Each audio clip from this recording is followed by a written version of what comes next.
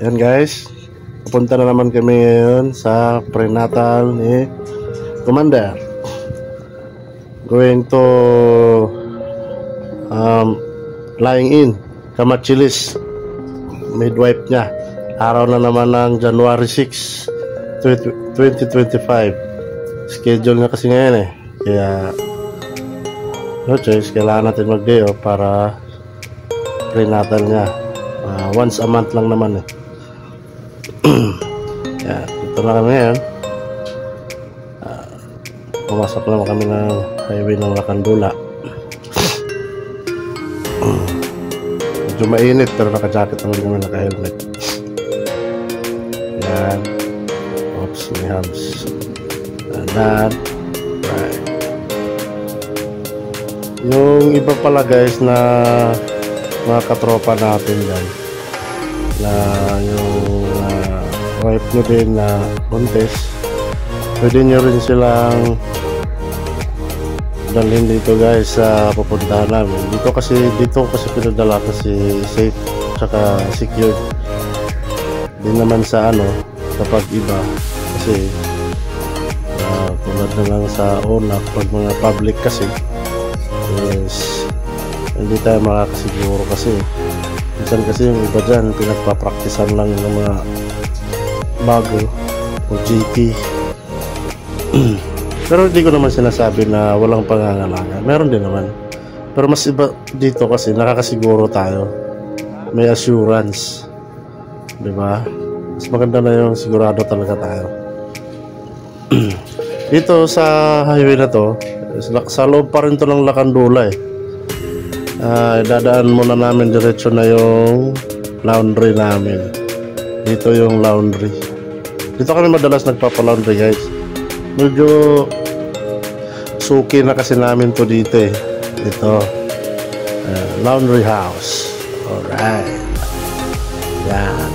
Mura lang dito guys. Yung malaki mong machine is nasa 294. Ito na may mamili ng downy at saka ng sabon. Yan.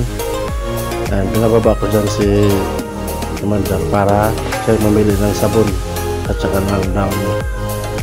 Yan, okay na yan. Dalawang downy at saka dalawang sabon na breeze at saka surf. Yan, sa malaki niya nga doon titimbang. Halos kada padalaban namin ito guys, estimated lang talaga na nasa 294 lang talaga siya. Madalas kami nagpapalaba dito. Kilala lang ako dito. Kahit sarado nga to guys, iniiwan ko lang ng umaga yung damit. Sarado pa dyan pero iniiwan ko na lang yung damit. Kilala na nila yung damit. Yan. Si ate. Yung mga bagas. Alright. Kasi mangat na si Commander. Malapit lang yan dito guys sa likod ng Lacandula. Dun sa may magandang hotel. Pilaan ng tricycle. Yan. Ngayon, diretso na kami sa lying in. Palabas na kami ng Lacandula Highway. Natawag to MacArthur dito yung highway na to eh. Yan. Maganda pa rin talaga yung daan dito kasi espaltado na siya eh. Hindi katulad dati.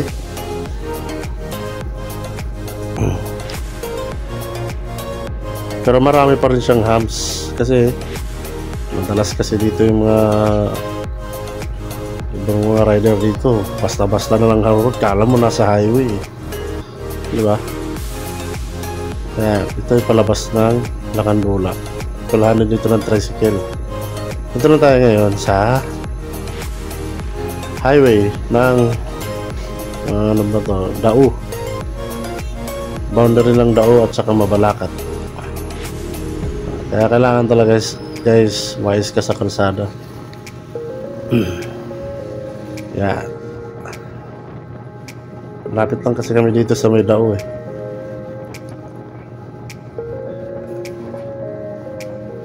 Kapag mahina ka sa singitan guys ng kalsada, hindi naman sinasabi na kailangan barubal ka. Hindi, dapat presence of mind ka din pagdating mo sa kalsada. Hold the right. Talaga pag ganitong araw guys dito, sobrang traffic. Ayan, oh. Pag tingin mo ngalanganin, huwag mo nang ituloy. Kung meron kang libo pambayad ng mga nagagasgas mong kotse dyan, ihanda mo na kung talagang barubal ka. Diba? Sobrang traffic. Mainit pati. Pero naka-jacket naman kami. Malapit lang pati yung namin, prenatal sa lying in. Ayan. Ito na yung Sogo. Papasok sana kami kaso kailangan prenatal pa daw eh. Diba? Ano kami sa checkpoint? Stoplight. Checkpoint tuloy. Stoplight pala ng terminal ng Dao. Diba? Kailangan mo talagang sumingit-singit guys. Kasi kapag steady ka lang, mainit pa yung panahon, ako masusunog ka. Kailangan natin habulin guys yung green light para makatawid na tayo. Yan. Diba? Traffic talaga dito guys pag ganitong oras. Rush hour din kasi to. Maraming namimili kasi dito sa mayroon. Tapos dagdag pa yung terminal. Yan. Malapit na tayo sa may Marina Arcade. Diretso ko na rin kayo tutor dito guys. Kahit alam ko yung lugar na to. Diba?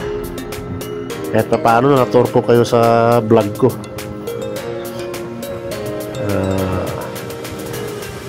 Please subscribe my YouTube channel guys, Shiban Sniper TV. Checkpoint na tayo guys sa my school. Yan, lapit na. Malapit lang naman talaga dito kung magmumotor ka lang. Pero kapag naka-tricycle ka, tatagalan. Ano kasi itong kalsada na to pag ganitong oras maraming dumadaan talaga. Ang alam ko pag tahimik lang dito yung kalsada na to pag mga madaling araw guys. Ride safe din pala sa mga ka-rider natin dyan ng mga kabangking. Takbong pogi lang, bangking konti. Yan. Natatanaw ko na yung Centrap Malapit lang naman kasi yung Centrap dito guys. Diba? Tatawirin mo lang siya parang more than 2 minutes 5 minutes lang siyang tatakbuhin. Then kakanan ka na dun sa loob. Kamachilis na siya ng line in. Yan. So pangit na naman dito Ewan ko ba bakit kasi yung espalto pa, maayos ng kalsada, espaltohin na naman nila. Pag umuulan, masisira na naman yung kalsada. Hindi ko na malaman din kung ano talaga yung gustong gawin sa kalsada ng mga gobyerno natin dito ayos pa rin naman. Ayan yung Centrap guys tanaw na diba? Yan yung Centrap sa bandang kaliwa. Then unahan lang yan, kakanan na tayo. Yan, tingin na tayo sa kanan para kakanan na tayo. Yan yung building sa bandang kaliwa ko is yan yung over yan. Yan, kakaliwa na tayo dito guys. Yung mainit yung oras na yun Yan, ito yung Kamachilis. Yung mga hindi pa nakakaalam ang Kamachilis, ito yung Kamachilis. Yung mga gustong magpa-prenatal dyan na alam natin masisecured dito guys, Ito yung tour. Ito yung tour guide nyo para makarating kayo dito na ano lang siya. Pag may PhilHealth naman kasi guys dito, magagamit din ng mga asawa nyo. Mas makakamura kayo kung kasal talaga kayo kasi magagamit talaga yung dalawa yung PhilHealth. Malapit lang naman to guys eh. Pag nanggaling ka sa Mabalacat at saka sa may Angeles din. Kami kasi nasa Lacandula lang kami. Yan, pagdating nyo dyan sa may gasolinahan guys, kakanan ka na ulit. Yan, gasolinahan yan. Yan, then kakanan kami. Yan. Diyan lang banda guys. Yan. Dito yung lying in namin. Monthly kaming pupunta dito guys para for prenatal. Yan. Ayun. O diba? May PhilHealth na agad siyang naka paskil sa paanakan ng doktor dito.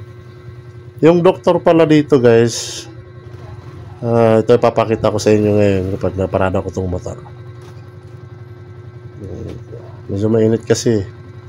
Wait lang, papakita ko sa inyo kung yung cellphone number niya at saka yung pangalan ng doktor dito guys. Ayan, si Minerva Dizon. Under din to dito ng PhilHealth. Ayan, ayan guys, Minerva Dizon. Yung cellphone number guys, kita nyo yan, i-zoom nyo na lang. Ayan, marami ngayong magpanganganak. Ayan, pila sila. Ayan, si Kumat.